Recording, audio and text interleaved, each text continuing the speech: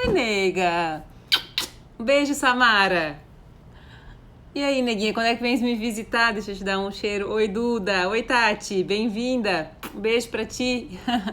Oi, Fernanda. Oi, Grazi, Danila. Muito bom. Oi, Pati. Tudo bem? Oi, Fabi. Deixa eu ver. Márcia, Deise, um beijo pra vocês. Tá tudo ótimo, gente. Tudo maravilhoso, maravilhoso. Feliz da vida. Deixa eu ver. V. Rossetti, como é teu nome? Oi, Suzana. Deixa eu ver. Oi, Aline. E aí, nega, como é que estão as coisas no escritório? Tô com uma saudade pra ir com mais frequência. Semana que vem, provavelmente eu, pelo menos umas 2 vezes vou pro escritório. Muito bom. Que bom, Paty, que tá tudo melhor agora. Oi, Flávia. E aí, neguinha? Sempre bom te ver. Como é que estás? Oi, Gê, obrigada. Um beijo, tá, Jennifer? Jennifer, obrigada pelo teu depoimento essa semana, tá? A Vânia, muito bem. Oi, Dai. Oi, Jana, Cristiane. Oi, bonita. Tudo bem? Oi, Geise. Muito bom ver a gente aqui. Gente, sabe que pra mim, ontem, quinta-feira, tinha cara de sexta e hoje eu tô com cara de sábado. Tô com cara total, assim, de descanso aqui por casa. Deixa eu começar contando que amanhã o João Ricardo faz 1 mês já, gente. Vocês acreditam? E é muito louco como esse tempo ele foi tão intenso, tão maravilhoso. Acho que foi o mês mais feliz da minha vida e eu nem acredito que já passou 1 mês, sabe? Parece que eu nem queria que passasse tão rápido assim, né? Oi, Laura, bem-vinda. Oi, Maicon, tudo bem? Oi, Gabi. E essa semana eu recebi um carinho muito fofo da Personalíssimo Lembrancinhas. Olha que amor. Agora tem esse negócio de mêsversário, né? Deixa eu abrir aqui com cuidado. Eu nem abri ainda, esperei pra abrir com a gente. Mas eu derreti com a raposinha. Olha que fofura. É um universo todo diferente, né? Então aqui, a raposinha completando 1 mês. João Ricardo e as arvorezinhas para colocar em topo de bolo, né? Eu falei, nossa, então amanhã a gente vai ter parabéns para você já, pro João Ricardo. E ao mesmo tempo que é gostoso que ele vai evoluindo, a gente vai ficando mais segura que vai dar tudo certo. A gente não quer que esse tempo passe, porque não tem nada mais gostoso do que esse focinho de neném que eu tô descobrindo todos os dias nele, assim, muito gostoso mesmo. Oi, Anne, um beijo. Oi, Juliana. Oi, Lê. Todas as fases são lindas. A minha faz 2 anos domingo. Ai, nega, parabéns, parabéns. Inclusive é possível que o João Ricardo acorde daqui a pouquinho e precise mamar. Vamos ver o que vai acontecer na nossa live. Oi, Ju. E aí, gente, eu tô amando. Ju, queria te dar os parabéns publicamente por todas as lives e publicações. Tá cada vez mais massa e mais evidente o que a gente faz com relação à consultoria executiva e o coaching voltado para negócios. Tá muito massa, tô muito contente com tudo. Inclusive, turma, convido todos para que entrem no perfil do Juliano, juliano.tobias, né? Oi, Breno, um beijo, nego. Neuzeline, bem-vinda também. Olha só. Oi, Everton. Tudo bom, nego? Doida pra fazer fotos e vídeos contigo também, além de com o Fernando. Eu quero unir vocês dois na minha vida. Deixa eu contar uma coisa. Hoje, o tema da live é como lidar com as perdas, né? E aí eu queria convocar a gente para essa reflexão, porque a transição, ou falar sobre as perdas, não tem relação só com o luto voltado para a perda de uma pessoa, mas também. E eu queria que a gente refletisse sobre como a gente viveu as nossas perdas e se a gente voltasse atrás, se haveria uma maneira mais madura, eventualmente, ou mais leve de viver algumas das transições, né? Primeiro, quando a gente fala de passagem, de lidar com perdas, a gente fala de nascimento e morte, a gente fala de divórcio e casamento, a gente fala de demissão e contratação, porque todas as transições vão aparecer pra gente pedindo para que a gente saiba como vivê-la, né? Então, a morte e o nascimento, e a gente fala assim, pô, mas o nascimento também é um processo de perda? Também, porque mesmo que a gente queira, a vida que a gente tinha antes já não existe mais, né? Então a promoção no trabalho também é uma perda também, porque aquele cargo que existia antes não vai existir mais. Por mais feliz que seja a nova fase, há uma fase anterior a essa. É interessante que o nascimento do João Ricardo me fez pensar nisso, assim como nessa semana completou 6 anos da morte do Júnior. Então, a morte do Júnior foi a que me fez querer me aproximar muito do estudo dos processos de transição. Isso se converteu depois para o amadurecimento do nosso curso, do Life, porque eu me apaixonei por tudo aquilo que a gente vive quando uma transição aparece nas nossas vidas, né? Interessante que ontem eu fui para a TV, voltei, né? Voltei um pouco antes do que era o combinado, porque eu já estava com muita saudade de estar lá. E foi muito gostoso, assim. O João Ricardo, eu sempre chego 15 para as 11, né? Porque eu tenho que gravar as chamadas. Daí eu gravei as chamadas, voltei pro carro para amamentar. Aí voltei para entrar no programa, eu tinha uma reunião ainda no fim, e o João Ricardo, fofíssimo, super colaborou, contribuiu. Ontem foi um dia, assim, especial de João Ricardo, sabe? E eu acredito que a forma como eu tô lidando com o nascimento e a presença do João Ricardo na minha vida tem muita relação com o que eu aprendi, que eu não sabia quando o Júnior morreu. Uma das coisas... Eu estou vivendo um processo de plenitude e felicidade incrível mesmo. Tá muito gostoso viver o que eu estou vivendo. Parece que o João Ricardo me trouxe uma liberdade para usar o meu tempo com valor que antes eu não enxergava tão claramente. E para eu viver essa experiência do João Ricardo, uma das coisas que eu fiz foi terapia. Porque eu queria garantir que eu olhasse as minhas sombras, encontrasse um lugar para essa sombra, para essa dor, ou para essa angústia, ou para todos os medos, para que os medos não avançassem para a melhor coisa que eu tô vivendo, que é a presença do meu filho. Na morte do Júnior, eu estava um tempo sem fazer processos de autopesquisa voltados para a terapia, e eu senti falta de ter tido um suporte emocional com um profissional naquela fase. Para qualquer uma das nossas transições, ter ajuda é muito importante. E, assim, quando eu digo ter ajuda é muito importante, essa semana eu conversei com um amigo querido que perdeu um amigo. E ele falou assim, tu disse que eu podia conversar contigo sobre o luto e tal. E aí eu liguei pra ele, a gente ficou conversando um tempão no telefone. Ele mora em outro estado.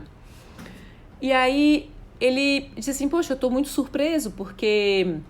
eu acredito muito em curas, em milagres e eu trabalho com processos de cura e como é que eu não conseguia ajudar esse meu amigo. E a gente ficou conversando sobre 2 pontos importantes. O primeiro ponto importante foi que uma das coisas mais legais que eu vivi no processo do falecimento do Júnior foi ser surpreendida com anjos da guarda. E eu vou destacar especialmente um anjo da guarda, que foi a Johanna, que, sinceramente, na minha visão, é uma fada. E quando eu falo disso, eu falo esperando que a gente possa ser a Johanna na vida das pessoas que estão em transição. Porque a Johanna, ela teve muita sensibilidade. Ao invés de falar coisas, ela fez coisas. Ela trouxe conhecimento para mim, ela trouxe aconchego. E o que ela fez? Ela me deu um livro, que inclusive é uma das dicas que eu sempre dou, que é A Morte é um Dia que Vale a Pena Viver, da Ana Cláudia Quintana. E eu trouxe aqui um pouco do debate sobre esse livro. Ela me deu um outro livro chamado Plano B, que é de um psicólogo chamado Adam Grant, com uma outra autora chamada Sheryl alguma coisa, depois eu compartilho. E o fato de eu ter acesso a conhecimento na hora em que a minha cabeça estava desligada e um conhecimento numa literatura muito empática me ajudou brutalmente. E a Johanna, ela fez assim cartinhas, ela ligava para saber como é que eu tava, mas ela sempre deixava um cartãozinho para lembrar que a vida era legal. Ela me mandou uma música chamada Light of Love, que hoje é um mantra para mim, que eu escuto praticamente todos os dias em oração.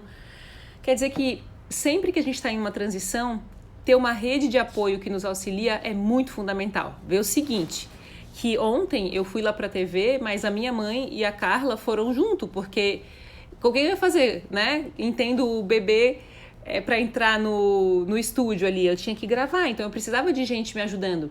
Como é que eu ia fazer para lidar com a ausência do Júnior? Eu precisava de uma outra presença. E foi o que eu falei para esse meu amigo, eu disse, olha, nos livros, né, especialmente no plano B, ele recomenda que a gente leve um bolinho para tomar um café com a pessoa que está na transição, sem nenhuma pretensão de dar conselhos milagrosos, mas simplesmente de estar junto.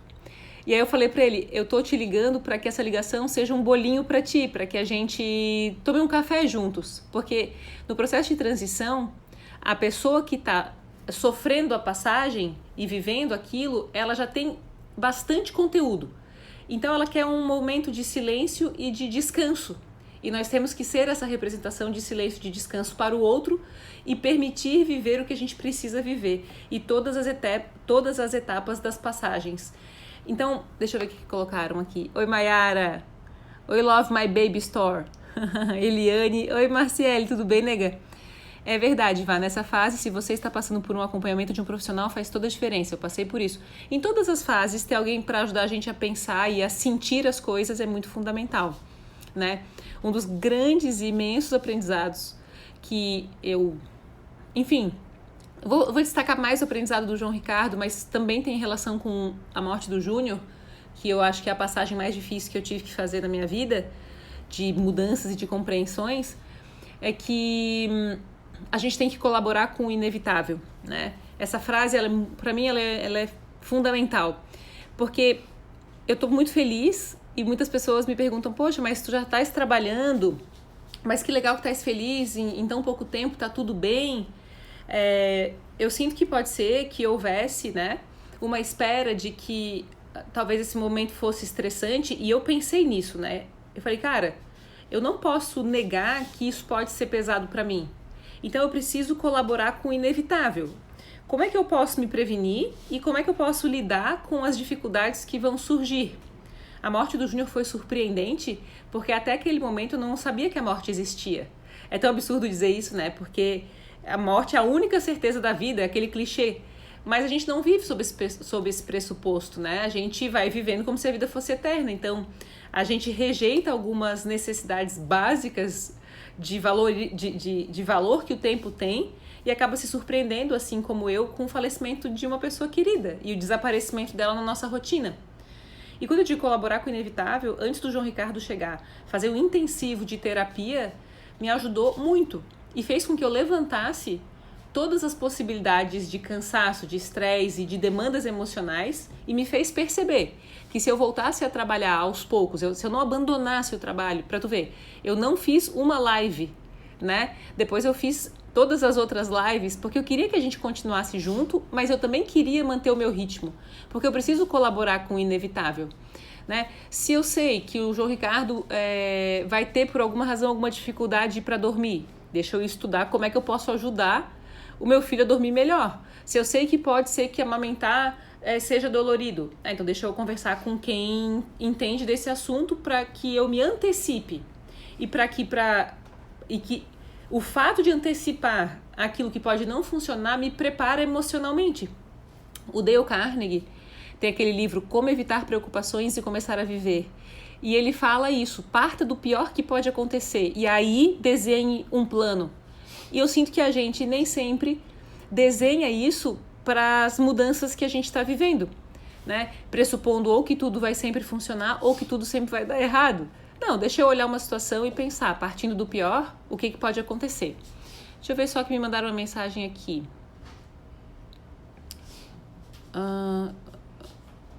Vá, a bonita, faz 17 anos que eu perdi minha mãe e até hoje eu não soube lidar com a falta dela, pois foi tudo muito precoce, pois ela tinha 37 anos e eu 17.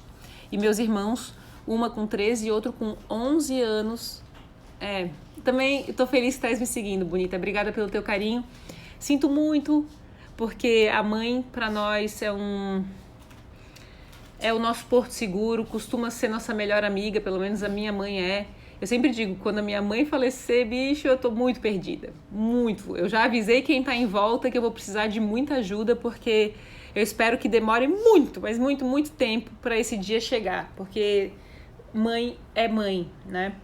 E o fato da gente lidar com o falecimento e ter que aceitar é muito difícil, né? A gente pode passar anos em uma das fases do luto que tem relação com a aceitação. Pode ser a última fase do luto, mas é com certeza uma das mais difíceis, né?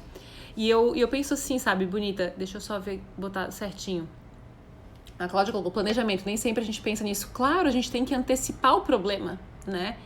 Então, eu lembro que eu tava com a Cariana, faz tempo que eu não vejo a Cariana, e a gente tava fazendo ultrassom, dessas coisas de estética e massagem e tal, eu sempre gostei muito disso, assim. E eu falei pra ela, olha, eu quero engravidar daqui uns 2 anos e meio, e nem sabia direito se ia dar certo ou não com quem eu tava, enfim, né? E acabou que não foi, porque mudou muita coisa na minha vida em muito pouco tempo. Mas eu comecei a fazer exercício e tal, pensando, bicho, se eu engravidar, eu vou precisar estar com o corpo preparado para isso. Senão eu não vou dar conta do tranco, né? E esse planejamento e a ação unidos ajudam a gente a passar pelos processos que desafiam as nossas questões emocionais e os nossos limites emocionais. Mas o seguinte, lidar com a morte, e aí eu vou fazer uma confissão, que foi a mesma confissão que eu fiz para esse amigo para quem eu liguei. A morte do Júnior, ela fez com que eu questionasse a minha espiritualidade. Eu tinha muitas certezas, assim, eu acreditava em coisas muito firmemente, não eram certezas inquestionáveis, porque não dá pra gente colocar nada como inquestionável, isso é contra a evolução, acho que tudo que a gente pensa é questionável, e isso tem muito valor, quando a gente tem a capacidade de olhar para algo que tem um formato e avaliar se há outros formatos possíveis, né? E isso eu sempre falo do Sócrates, né? Não, eu não vou escrever nada porque amanhã mudo de ideia. E eu admiro muito esse posicionamento flexível. Só que, poxa, um falecimento, o Júnior tinha 40 anos, viu bonita, ele era novo, com 2 filhos pequenos, um de 6 meses, outro de 4 anos. E aquele falecimento foi súbito, o Júnior teve um infarto fulminante. Era atleta, era médico, então você nunca acha que um médico vai ter doença ou que vai ter infarto, né? São todas as crenças culturais que a gente leva. E na época eu acreditava na sequência da vida, acreditava, quando eu digo sequência, é que a pessoa morre, ela vai para um plano extrafísico e nesse plano ela se desenvolve para poder voltar, e aí existe a reencarnação para que ela cumpra mais uma missão, e isso para mim era muito claro, assim. E depois da morte dele eu fiquei muito perdida, porque eu comecei a ver referências dele em objetos, em frases que alguém me dizia, né? Esses dias eu estava super em crise, o João Ricardo nasceu dia 17, no dia 16 eu fui fazer um ultrassom porque meu líquido amniótico estava com um índice acima do normal. Então eu tinha que acompanhar, ver se estava tudo certo, o valor tinha que ser tipo 11, 12 e estava 18, então eu tinha que olhar e podia chegar até 22 no máximo, e aquilo deixou a gente tenso, né? Então a gente foi fazer o ultrassom e eu estava muito nervosa e com muito medo, porque o João Ricardo já é parte da minha vida e já era durante a gravidez, e no fim eu só queria ver a carinha dele. E eu contei pra vocês aqui, né? Quando eu cheguei no ultrassom, eu encontrei um menino que eu tinha visto apenas 2 vezes em uma festa que foi na época era a X, que hoje é Devassa On Stage, eu acho, ali em Jurerê, e uma outra festa. Quando eu era adolescente, esse menino era igual ao Júnior fisicamente. E eu chorei muito, me emocionei, porque pra mim era um sinal da presença dele. E aí eu comecei a ter que questionar todas as minhas crenças. E nessa ligação para esse amigo, eu disse, olha, uma das coisas que eu percebi com a morte é que Deus se modifica de forma e ele nos faz um convite a estudar a espiritualidade de uma outra maneira. E eu digo que é um convite que eu ainda não aceitei completamente, sabe? Quando ele fala pra mim, poxa, eu estudo a cura, né? Eu vi aquele documentário da Netflix sobre a cura que ficou famoso esses dias aí, acho que é Heal, o nome... Oi, gato. Tudo bom, minha vida? Tudo. E aí ele disse, poxa, eu vi que tem terapias que são capazes de curar, e aí eu falei pra ele, mas cura é tudo aquilo que favorece o que tu acredita que é cura, ou cura pode ser alguma coisa que Deus quer apresentar pra ti? Porque a gente tende a viver a vida favorecendo a nossa forma de enxergar a vida, entendeu? Então favorece muito o meu ego se eu acredito num tipo de cura e aquele tipo de cura prevalece na ajuda de alguém, e aí eu me convenço de que cura é aquilo que eu já estudei. Tá, e quando cura não é aquilo que eu já estudei? E quando o que se apresenta é um resultado diferente do resultado que eu esperava, deixa de ser cura ou é um convite de Deus para que a gente se desenvolva? e estude mais profundamente a espiritualidade e a nossa conexão com Ele. Quando eu digo assim, eu ainda não aceitei muito bem o convite de Deus sobre estudar a espiritualidade, é porque se alguém me perguntar hoje, no que você acredita sobre a continuidade da vida? O que é Deus para ti? Eu vou ter muitas traduções que fazem sentido para mim, porque eu vejo um milagre acontecer a cada momento, especialmente com o João Ricardo. Ontem eu encontrei o Anselmo lá na TV, o Anselmo Prada, e aí ele falou, e aí, que massa, como é que é ter filho? Qual que é a sensação? Eu disse assim pra ele, sabe aquele dia que tu vê um pôr do sol, e aí do lado do pôr do sol aparece, sem querer, um arco-íris e tu não imaginava? E aí tu tá do lado de uma árvore e aparece uma cena de um casal feliz, velhinho, caminhando de mãos dadas, e tu olha, meu Deus, a vida é um milagre. E aí tu abraça a árvore, né? Pisa descalço na grama e se sente em conexão com o divino. Aí ele falou, sei. Aí eu disse, então, ao invés dessa sensação de milagre ser um momento, é isso 24 horas. Porque o João Ricardo é meu pôr do sol, o João Ricardo é o casal de velhinhos caminhando, é o meu abraço na árvore. E se isso não é Deus, entende? Eu não sei o que é. Agora, se eu tiver que precisar um conceito, isso vai ser muito complicado. Eu prefiro manter a minha confusão, tu entendes? Porque na hora em que eu estou confusa sobre a espiritualidade, eu me abro para todas as perspectivas de resposta. Olha como é massa estar confuso, né? Porque na hora em que a gente está em dúvida, a gente conhece alternativas. E quando a gente conhece alternativas, a gente expande quem a gente é, entende? E isso é muito rico e muito profundo dentro de um processo de passagem e de transição. Então, eu preciso, primeiro, antecipar as experiências básicas da vida. Ontem na TV uma pessoa falou assim, quando eu vou dar entrevista de emprego, o entrevistador pede para que eu conte um fracasso, mas eu não tenho nenhum para contar. O que eu faço? O que o entrevistador quer com essa pergunta? Daí eu respondi que quando o entrevistador pergunta pra gente, conta pra gente um fracasso, ele quer que a gente fale as nossas experiências, né? E quer que a gente conte como a gente cresceu a partir das nossas experiências. Como assim eu nunca tive um fracasso? Como assim eu nunca vivi uma transição? Então eu não tô vivendo? Não tô saindo de casa? Porque se eu já trabalhei, se eu já namorei, se eu já viajei, se eu já vivi, eu já tive na pele uma passagem, uma transição para estudar. Então, quando a gente antecipa as crises e se prepara, é treino, né? E se a gente treina para as passagens, a gente, na minha visão, tem uma tendência a conseguir melhores resultados no momento em que a crise vier. Por isso, leitura biográfica é tão importante, por isso fazer terapia é tão importante. Ter mestres que falam sobre a vida é tão fundamental, não é? Porque nos faz ter mais preparo e mais maturidade, para que não seja assim tão difícil como foi para mim a passagem de uma pessoa ou a transição de um estágio para outro estágio da vida. Na minha visão, quando a gente colabora com o inevitável, a gente olha para trás e levanta todos os aprendizados e a gratidão que a gente deve ter pelo que nos aconteceu. E com esse preparo, a gente vai recebendo os golpes dessa passagem com mais leveza, né? Teve uma coisa que eu e o Ricardo, a gente vem falando bastante disso. Eu fui uma grávida muito chata, eu preciso confessar. E eu digo que eu fui uma grávida muito chata porque tudo me surpreendeu muito. Eu acho que eu tinha muitas crenças e eu acho que eu reclamei muito mais do que eu tô acostumada a reclamar de qualquer outra coisa na vida, assim. E se eu vivesse a minha gravidez de novo, e eu quero engravidar de novo no futuro, eu acredito que o fato de eu saber como eu me saí tão mal... Foi tão mal assim, gato? Não. Foi mais ou menos. Ele vai dizer que não, né? Mas vai fazer com que eu entenda que vale tão a pena, qualquer que seja a dificuldade, qualquer azia, qualquer enjoo, qualquer pressão baixa, é tão pequenininha perto do que a gente vai viver sobre o milagre da vida que não valeu a pena reclamar. Mas o que aconteceu? Eu vi que eu tava meio chata e aí eu fui pra terapia porque eu falei, meu Deus, eu não posso levar essa chatice pro meu filho. Já levei 9 meses, então eu tenho que dar um jeito de ele nascer num ambiente em que eu reclamo nada.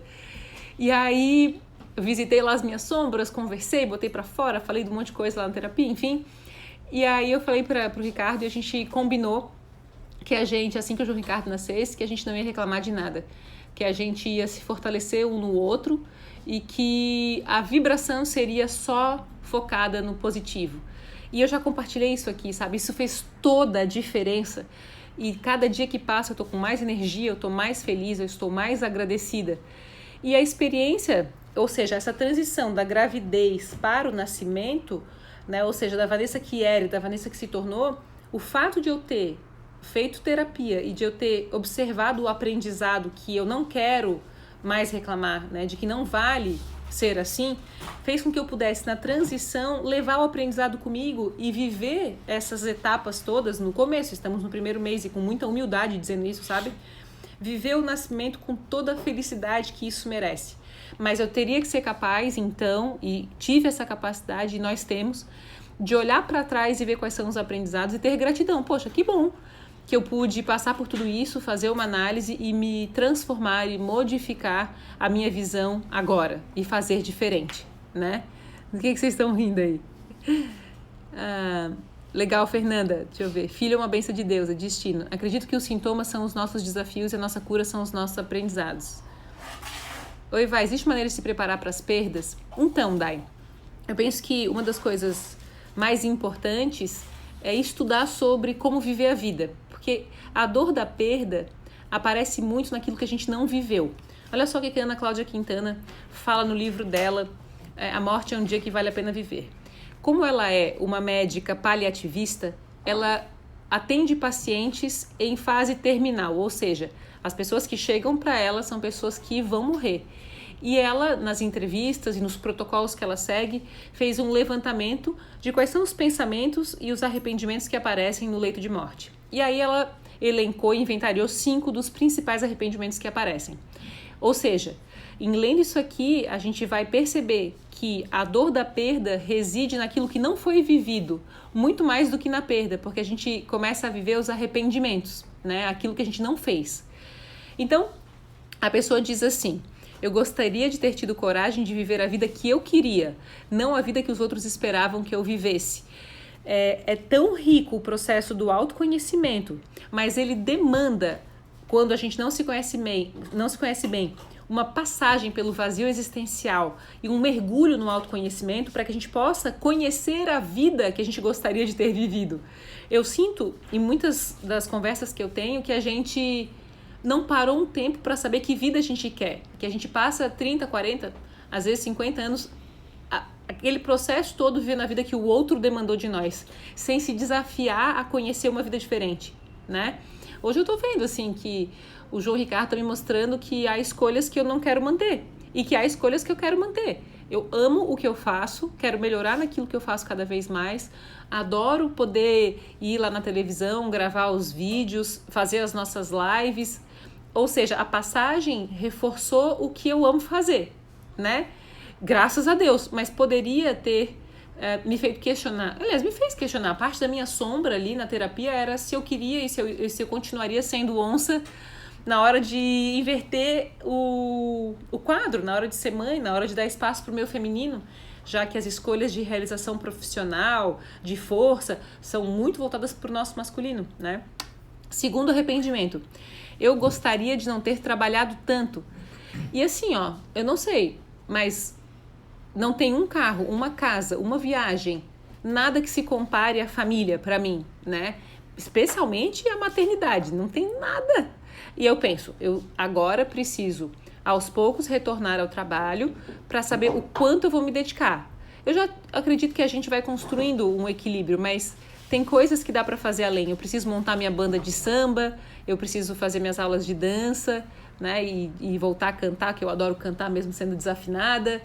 Então, assim, o trabalho é uma parte da vida e a pessoa chega lá no fim e fala, putz, trabalhei tanto, pra que eu fiz isso, né? Peraí.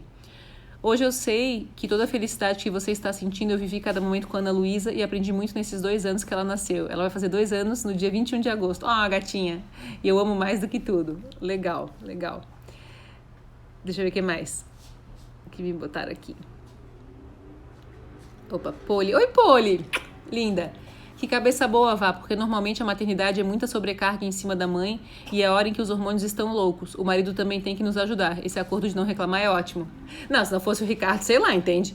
Assim, cara, uma coisa é fato, eu venho dizendo que a gente tem que começar a vida pelos filhos. Se eu tivesse encontrado o Ricardo antes, com a cabeça que eu tinha com 24, 25 anos, eu acho que eu não ia querer engravidar, eu ia focar no trabalho. Mas com a experiência que eu tenho hoje, se eu conversasse com a Vanessa de 24 anos e a Vanessa de 24 anos conhecesse o Ricardo, eu ia dizer, cara, faz um filho agora. Porque eu já tenho a pessoa certa do meu lado, né? Porque ter a pessoa certa do lado é totalmente básico para a gente conseguir ficar bem, na minha visão, né? Escolher bem os nossos parceiros de vida. Agora, vamos supor que por uma fatalidade ou que a pessoa não pode estar presente ou que a gente não escolheu tão bem assim, sei lá, e está passando por um processo de divórcio, de separação, ter amigos, ter ajuda, ter família perto, isso faz toda a diferença, com certeza, né? Minha mãe teve um diagnóstico de câncer com a sobrevida de 1 ano e acabei ignorando que esse 1 ano passaria. Quando aconteceu, eu me fiz de muito forte, meses depois me caiu a ficha. Uma coisa importante no que a Chay está falando. Oi, Chay, um beijo, neguinha. Olha lá o quadro do João Ricardo lá em cima. A gente vai pendurar um ali e um outro. Quando tiver tudo pronto, eu te mostro. Ali vai ficar o quadro penduradinho, te mostro depois. A negação é a primeira fase do luto. Então é muito natural que quando haja o anúncio de um falecimento, ou seja, olha, vai acontecer daqui 1 ano, daqui 6 meses, ou que seja súbito, que a gente rejeite isso como verdade. A gente, até o último momento, vai dizer que isso não está acontecendo.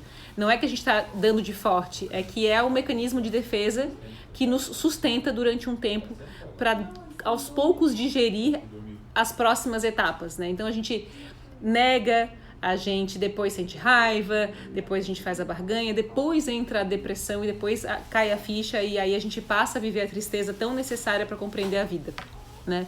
Tão necessária e tão nobre. Oi, Marileia, um beijo. Jiu-jitsu pode te ajudar. Amo jiu-jitsu. Deixa eu te falar um negócio, Rodolfo, que teve uma fase, faz 3 anos, que eu comecei a malhar e tal, e eu fui atrás dos esportes variados para eu poder competir ou para eu poder praticar. E aí o jiu-jitsu foi o que eu mais gostei. Eu só não continuei porque eu não queria naquela fase, eu queria treinar alguma coisa todos os dias e eu não queria correr nenhum risco de me lesionar, porque tu sabe que a pessoa muito apaixonada por algo se lesiona, né? E eu falei, meu Deus, eu vou me arranhar inteira, eu vou quebrar meus dedos lutando isso aqui, de tão apaixonada que eu fiquei por aquilo. Mas eu sei que não tem violência nenhuma e que é muito legal, que é bobagem da minha cabeça. Aí eu escolhi musculação para me fortalecer, mas aceito o convite de fazer umas aulas de jiu-jitsu. Depois dos filhos começamos a ver a vida de outra maneira, é verdade. Eu fiz tudo sozinha, foi punk mesmo assim gratificante, sem dúvida, Patrícia. Parabéns pela tua força. O que é gostoso hoje é ver como os maridos ajudam nas atividades da casa. No passado não era assim, a mulher respondia por tudo. Mudou, né? A gente está numa outra perspectiva mesmo. Bom, vamos voltar no assunto da Ana Cláudia Quintana. Então, primeiro arrependimento. Eu gostaria de ter tido a coragem de viver a vida que eu queria e não a que os outros queriam. Depois, eu gostaria de não ter trabalhado tanto. Terceiro arrependimento. Eu queria ter tido a coragem de expressar meus sentimentos. Né? Essa coisa da gente falar o que a gente sente, de expressar o amor, de falar do perdão, de agradecer, de promover o reconhecimento, de resolver as coisas mal resolvidas. Coisa mal resolvida é muito ruim, né? O Júnior dizia, cara, não carrega ressentimento de ninguém, sabe? Resolve. E acho que por isso que ele morreu rápido. 9 em cada 10 pessoas têm o processo de morte lento. Ou seja, o Júnior teve a sorte de não passar pela dolorosa despedida, sabe? Eu sinto que é sorte. Eu conversando com Deus, digo, pô, me leva de uma vez também quando eu for. Porque é muito dolorido, né? E eu digo, mas eu acho que tu morrer de uma vez é merecimento. Porque na tua alma tem que ter esse merecimento. E o Júnior não tinha nada mal resolvido, nada. Essa coisa do ressentimento não existia. Ele expressava os sentimentos, especialmente no fim da vida dele. Ele estava muito mais amoroso. Ele estava expressando mais do que ele estava sentindo e isso deu para ele com certeza liberdade para fazer a passagem dele. Deixa eu ver aqui o que me mandaram. Estamos nos preparando para ter um bebê. Hoje de manhã falei da minha colega, eu poderia ter um filho de uns 15 anos, mas hoje me sinto preparada com a pessoa certa, sinto segurança e madura. Com certeza, né, Cris? Essa coisa de a pessoa certa e a gente sentir. Eu olho para trás e só tenho gratidão por eu ter construído o caminho como foi construído, né? E é lógico que as coisas nos aconteceram da forma que precisavam, né? Guria, boa sorte, é muito legal mesmo. Beijo, Thais linda. O João Ricardo é muito fofo. Dá uma saudade dessa fase do Vitor. É muito gostosa cada fase, é verdade. O Vitor já tá cada vez maior, né? Beleza. Deixa eu ver. Já com 36 anos, mas foi muito importante que eu vivi. Eu também tô com 36, a fase que a minha mãe me teve com 36. Eu nasci 8 anos depois do Juliano e 10 anos depois do Júnior. Deixa eu ver. Beleza. Depois, eu gostaria de ter ficado em contato com os meus amigos. Cara, isso faz muita diferença, sabe? Eu, em 2010, fui para os Estados Unidos fazer um curso do Anthony Robbins. E acho que tá vindo pro Brasil de novo aí, né? E aí, a Vanessinha, que é uma das minhas melhores amigas de infância, tava morando no Arizona. E eu tava em Long Beach, na Califórnia. E lá eles têm aqueles voos internos, assim, né? Que tu vai de manhã, tu consegue já pegar o... Ô, Pretinho, tá trocando, pai? E eu tinha dinheiro ou para fazer compra em outlet ou para pagar a passagem para ir ver a Vanessinha. E a coisa mais certa que eu fiz foi ver a Vanessinha, sabe? Porque era um momento único dela morando fora, nenhum dinheiro compra estar com os nossos amigos e estar em contato com eles é muito significativo para nossa felicidade, né? Depois, o quinto arrependimento mais comum é: eu gostaria de ter me permitido ser mais feliz. A gente fala muito disso no life coaching, sabe? Que quando a gente se acostuma com as tristezas e se vitimiza, a gente começa a ficar com vergonha de ser feliz. É como se a gente passasse muito tempo sendo rabugento e começasse a se sentir constrangido com a gargalhada que vem. E aí a gente fala, não pode rir, né? O nosso lado rabugento começa a questionar o lado da alegria. E esse despertar de felicidade, ele é bem importante. Mas muitas vezes ele fica difícil, né? Porque a gente se esconde por trás daquela máscara da tristeza, vendo algum sentido em se afastar da vida como ela pode ser, né? A mãe está... Oi, Ana! Um beijo pra tua mãe, que eu ouvi falar muito bem, tá? A mãe está amando te ouvir. Perdemos meu pai da noite pro dia, foi muito difícil. Meus sentimentos sempre, sabe? É aquela coisa, né? A cura, a espiritualidade, Deus, isso tudo é um convite para que a gente estude o que pode ser mais do que a gente enxerga hoje, né? Qual é o mistério da fé mesmo? Engraçado que eu associo obra a autodesenvolvimento. Então eu sou fã de uma obra, né? Obra mesmo assim de derrubar parede, pintura. E aí, lá do escritório, a gente fez várias aberturas de paredes e tal, e eu sempre acredito, derrubou uma parede, alguma coisa dentro de mim vai mexer junto, porque o que tá fora é uma manifestação do que tá dentro da gente, né? Aí, eu sempre tive muita vontade de ter o escritório onde a gente tem, a casa que fica atrás do escritório, porque eu pensei, putz, se eu tiver essa casa aqui de trás, eu derrubo o muro e torno o curso um curso de imersão, né? As pessoas vêm e dormem, faço dali um hotelzinho bem charmosinho e faço esse retiro acontecer, porque eu sempre tive vontade de ter um curso retiro que deve acontecer a partir do ano que vem. Só que o muro que separa a casa do escritório dessa casa que eu gostaria de ter é imenso, ele é muito alto. Ele é grande, grande, grande de verdade, assim. E uma vez eu parei, assim, na área de trás com os cachorros lá, com o Obama e com a Amanda, e fiquei olhando aquele muro e eu pensei, o que será que eu preciso aprender que tem o tamanho desse muro? Porque tu derrubar uma parede é muito diferente de tu derrubar uma fortaleza, né?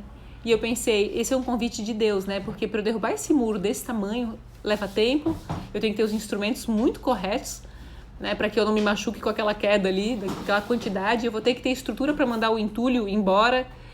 Então, a morte, ela é um convite de Deus para enxergar para além a conexão dele conosco, né? Assim como a vida é um convite dele para que a gente entenda o olhar dele sobre nós. Eu me sinto muito mais próxima de Deus depois de ser mãe, assim, mais próxima ainda, né? O que mais? People, é o seguinte, quero recomendar 2 livros sobre... Obrigada, Tânia, obrigada, tá? Ô Marisa, esse negócio da gente arrumar a nossa casa ajuda bastante, né? Falar disso, esses dias a gente estava assistindo um jogo de tênis e o Nadal... Como é que é o nome do Nadal? Ai, gente, como que é o nome do Nadal? Que horror. Tem o Roger Federer e tem o Nadal. Rafael Nadal. Tá, daí a gente estava assistindo o Nadal. E o Nadal toda vez que ele vai receber um saque, ele... Pra sacar também? Tá, pra sacar também, ele faz assim, assim e assim. E ele arruma as águas em sequência, assim. Alinhadas e por... o quanto ele já bebeu d'água, né? Não, se fez a marca d'água, ele bota em cima da marca do Ah, se fez marca d'água, ele bota a garrafa em cima. Daí, eu olhei e falei assim, meu Deus, valeu, Carol, Rafael Nadal, né? Eu olhei pra ele e falei assim, vem cá, o Rafael Nadal tem toque? Eu falei pro Ricardo. Aí ele disse, não, ele disse que é uma âncora. Porque âncora é uma ferramenta de programação neurolinguística que funciona para disparar emoções instantaneamente, né? Daí eu falei, pô, será que ele tem... que ele não analisa ali? Porque me parece muito mais, né, Por que eu tô falando isso? Por que eu comecei a falar? Eu tô falando Nadal... Tá a Carla e tá o Ricardo rindo da minha cara aqui do porquê que eu tô herdando o exemplo do Rafael Nadal aqui. Deixa eu ver do que eu tava falando, meu Deus. Ai, Jesus, perdi o fio. Ó, a desatenção do ser. Deixa eu ver uma coisa. O Ocidente conversa pouco sobre a morte, mas quando nascemos já começamos a morrer. Vanessa. Ô, Poli, me ajuda aí do que eu tava falando. Ah, eu ia falar o nome dos livros. Ok, vou recomendar os livros e daqui a pouco aparece a razão pela qual eu estava falando do toque do Rafael Nadal, né?